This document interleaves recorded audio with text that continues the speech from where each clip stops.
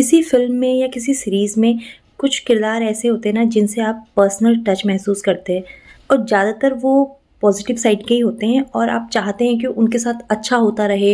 आप महसूस करते हैं कि ये आप में से एक हैं, ये आपके अपने हैं, आप इनसे जुड़ाव महसूस करते हैं। मुझे याद नहीं है कि मैं किसी फ़िल्म को देख के रोई हूँ या इवन किसी वेब सीरीज़ में तो शायद कभी भी नहीं। हो सकता है मुझे बुरा लगा हो, मैं इमोशनल फ़ील किया हो, सेंसिटिव हुई हूँ, बट आँसू आने वाली कंडीशन शायद नहीं आई।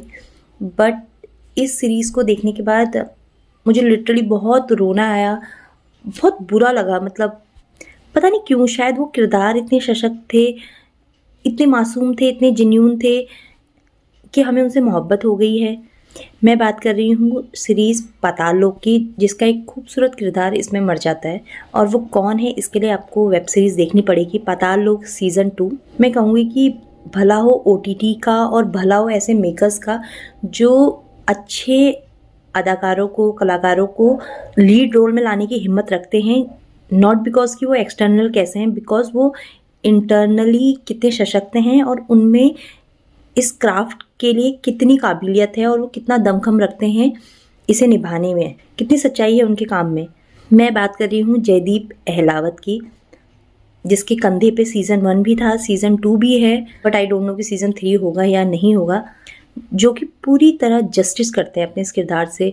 तो फर्स्ट सीज़न में आप डिसअपॉइंट नहीं हुए थे और आपकी उम्मीद इतनी ज़्यादा बड़ी थी कि आप सीज़न 2 का बेसब्री से इंतज़ार कर रहे थे। तो अगर आपने नहीं देखा है तो ज़रूर देखिए।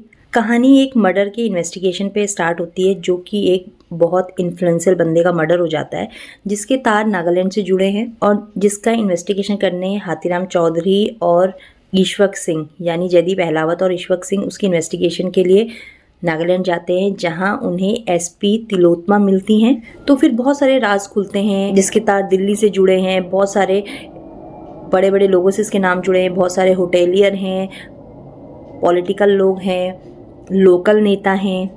और ये कहानी एक विचारधारा की है और जिस तरह इसका इन्वेस्टिगेशन होता है उसमें इतने टर्न एंड ट्विस्ट आते हैं। हाथीराम चौधरी का जो कैरेक्टर है, जो आपने पहले सीज़न में देखा था कि एक तो उसकी मेमोरी बिल्कुल हाथी की है, he has a photographic memory, वो कुछ भूलता नहीं है और इतनी जल्दी चीज़ें रेफरेंस कनेक्ट करता है कि वो कुछ ना कुछ प्रूफ ढूंढ लेता है।